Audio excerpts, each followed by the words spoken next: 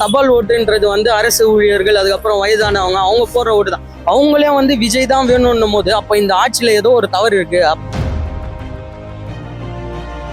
கொஞ்சம் அவ்வளவுதான், முடிஞ்சு போச்சு. இனிமே இருக்கிறவங்க கதை முடியணும். வந்து ஃபர்ஸ்ட் எல்லாம் காசு கொடுத்து தான் ஓட்டு வாங்கிட்டு இருப்பாங்க. இந்த முறை காசு கொடுத்தாங்க. நம்ம எப்பவுமே நம்ம தலைவர் சொல்ற மாதிரி தான், காசு வாங்கிக்கோங்க.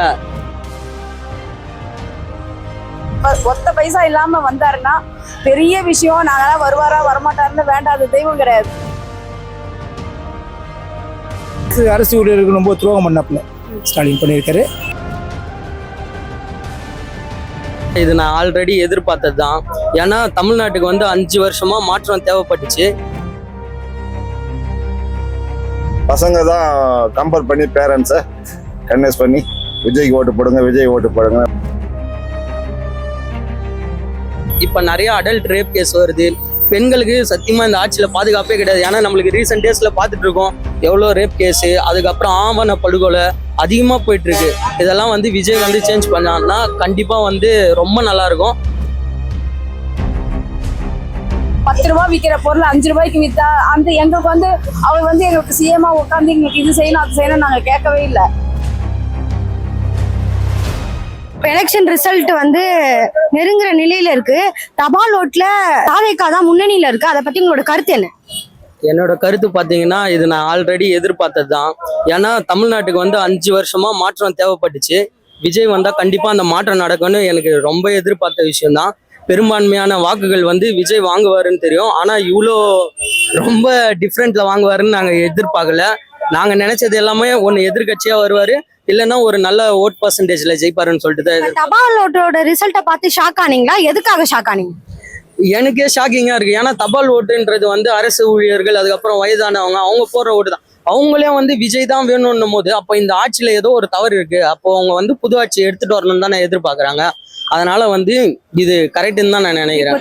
கண்டிப்பா விஜய் தான் வரணும். விஜய் தான் இனிமேல் வர்றதும் விஜயா தான் இருக்கணும். சாக்கலாம் அவளை சந்தோஷம், நல்ல தீர்ப்பு தான் கொடுத்துருக்காங்க மக்கள். சாக்கலாம் அவளை எதிர்பார்த்த ஒண்ணுதான் நினைக்கிறீங்க? எதிர்பார்த்தது தான். ஒன்று எடப்பாடி வரணும், ஒன்று யாரை ஒரு மாற்றுவான். ஆனால் அதே ஆட்சி வந்திருந்ததுன்னா நான் அதிர்ச்சி வந்துடுறேன். அதே ஆட்சி வராத மாறி வந்ததுனால சந்தோஷம். முன்னணி இருக்காங்கன்னா நான் என்ன சொல்றது, ஓட்டு போட்டுருக்காங்க, வந்திருக்காங்க. அதை பார்த்து ஷாக் ஆனீங்களா? நம்மளுக்கு அதெல்லாம் ஷாக் ஆகிற அவசியம் கிடையாது. எதிர்பார்த்த ஒண்ணுதான் நினைக்கிறீங்க? எதிர்பார்த்த ஒண்ணுன்னு சொல்ல முடியாது, எதிர்பார்க்காதது தான். இளைஞர் ஓட்டு அதிகமாக வந்துச்சுங்க.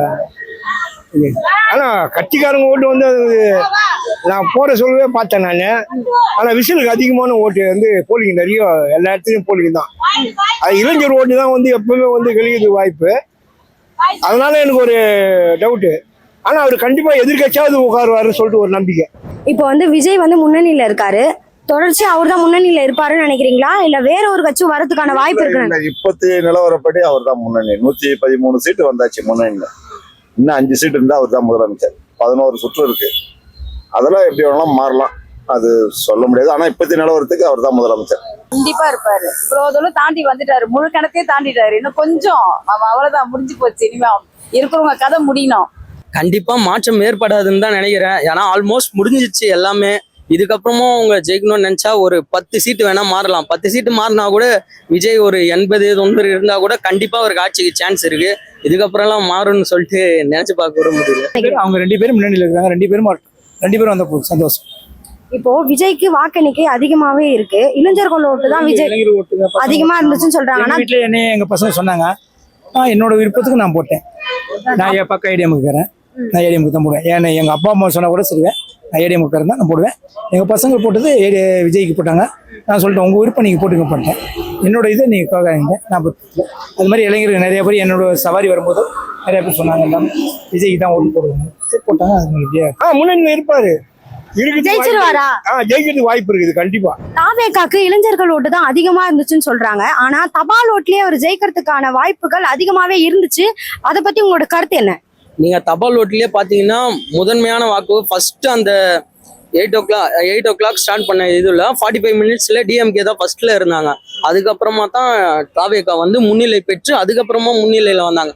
அப்பனா எல்லாருமே விரும்புறது தாவேகா கண்டிப்பா வரணும், இந்த ஆட்சி வந்து தேவைப்படுது மாற்றம். அந்த ஒரே ஒரு காரணத்துக்காகத்தான் இவ்வளவு % வாக்கு வந்து வந்திருக்கு.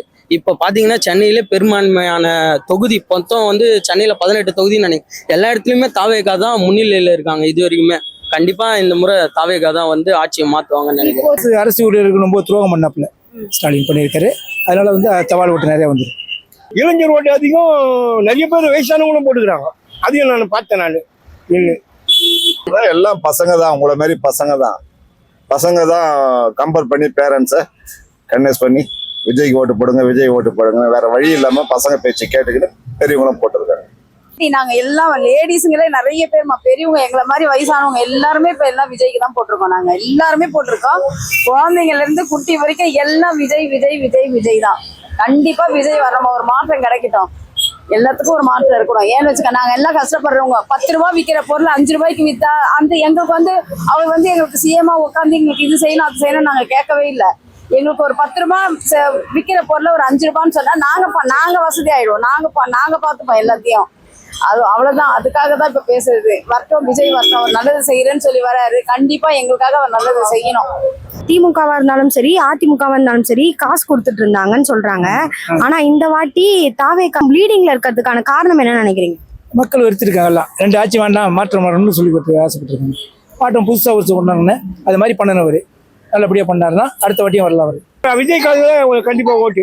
எதுவுமே கிடையாது, எதுவுமே இல்லாத தனிச்சு எந்த பைசா ஒத்த பைசா இல்லாம வந்தாருன்னா பெரிய விஷயம். நாங்களாம் வருவாரா வரமாட்டாருன்னு வேண்டாத தெய்வம் கிடையாது. கண்டிப்பா வந்துட்டாரு, ஒரு லெவல்ல இருப்பாரு, எல்லாரையும் நல்ல மாதிரி பாத்துப்பாரு, எந்த பிரச்சனையும் கிடையாது. நீங்களும் கோவிலுக்குலாம் போய் விஜய்க்காக? கண்டிப்பாமா. சிறுவாபுரி கோவில் போயிட்டு இருந்தேன். நான் போன வாரம் போயிட்டு இருந்தேன். போன வாரம் ஒரு 2 வாரமா தொடர்ந்து நான் வேண்டினே வந்த கடவுளே. முருகரை நான் வேண்டவே மாட்டேன். ஆனா அப்படிப்பட்ட நான் முருகரையே வேண்டேன். முருகா நீ தான் ஒரு நல்ல வழியை காட்டணும். அவர் கண்டிப்பா சிஎம்மா உட்காரணும்னு வேண்டேன்.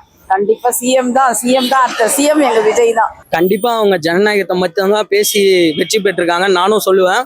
ஏன்னா எனக்கே தெரியும். ஏன்னா எனக்கு தெரிஞ்ச சுற்று வட்டாரத்துல எல்லாத்துலயுமே வந்து ஃபர்ஸ்ட் எல்லாம் காசு கொடுத்து தான் ஓட்டு வாங்கிட்டு இருப்பாங்க. இந்த முறை காசு கொடுத்தாங்க. நம்ம எப்பவுமே நம்ம தலைவர் சொல்ற மாதிரி தான், காசு வாங்கிக்கோங்க, எது கொடுக்குறாங்களோ ஃப்ரீயா கொடுத்தாங்கன்னா வாங்கிக்கோங்க, அவங்க கிட்ட திரும்பி விசில் அடிச்சு விசிலுக்கு ஓட்டு போடுங்க அப்படின்னு சொன்ன மாதிரி தான் இப்ப எல்லாமே நடந்துட்டு இருக்கு. எல்லாமே வாங்கிக்கிட்டாங்க. ஆட்சி மாற்றம் தேவைப்படுது, அவங்களுக்காக ஓட்டு போட்டு இப்ப விஜய் எடுத்துட்டு வராங்க. விஜய் சிஎம் ஆயிட்டாருன்னா அவர்கிட்ட இருந்து என்ன எதிர்பார்க்குறீங்க? அவர் சொன்ன வாக்கெல்லாம் நிறைவேற்றினா போதும். வேற எதுவும் நான் வந்த உடனே ஃபர்ஸ்ட் கையெழுத்து மது கடையை மூடுவனாரு, அதை மூடினாருன்னா போதும். எல்லாத்தையும் கண்ட்ரோலா வச்சிருப்பேன், சொன்னதையும் செய்வேன், சொல்லாத்தையும் செய்வேனாரு, அது செய்தாருன்னா போதும். விஜய் வந்து ஏழைங்களுக்கு நல்லபடி சொல்லணும். பணக்காரங்களை செய்யாமல் ஏழைங்களுக்கு நல்லா சப்போர்ட் பண்ணால் போதும். எங்களை மாதிரி தொழிலாளி, ஆட்டோ தொழிலாளி எல்லாருக்கும் எங்களை மாதிரி ஏழைப்பட்டவங்களுக்கும் நல்லா பண்ணா நல்லது. மக்களுக்கு போக்குவரத்து இது இந்த அராஜகம் இது இல்லாமல் ரவுடித்தனம் இல்லாமல் பண்ணால் போதும். அது இல்லாமல் இருந்தாலும் நல்ல மக்கள் நல்லா நல்ல ஆட்சி தான் கேட்பேன். ஏன்னா தமிழ்நாடு கொஞ்ச நாளாவே ஃபர்ஸ்ட் அவர் செய்ய வேண்டியதே வந்து சட்ட ஒழுங்கு. அதாவது அந்த இப்போ நிறைய அடல்ட் ரேப் கேஸ் வருது. பெண்களுக்கு சத்தியமா இந்த ஆட்சியில பாதுகாப்பே கிடையாது. ஏன்னா நம்மளுக்கு ரீசெண்ட் டேஸ்ல பார்த்துட்டு இருக்கோம் எவ்வளோ ரேப் கேஸு, அதுக்கப்புறம் ஆவண படுகொலை அதிகமாக போயிட்டு இருக்கு. இதெல்லாம் வந்து விஜய் வந்து சேஞ்ச் பண்ணான்னா கண்டிப்பா வந்து ரொம்ப நல்லா இருக்கும். கண்டிப்பா பண்ணுவாரு. அதுக்காக தான் ஆட்சிக்கு வந்திருக்காரு. அவர் சொன்ன ஸ்டேட்மெண்ட்டும் அதுதான்.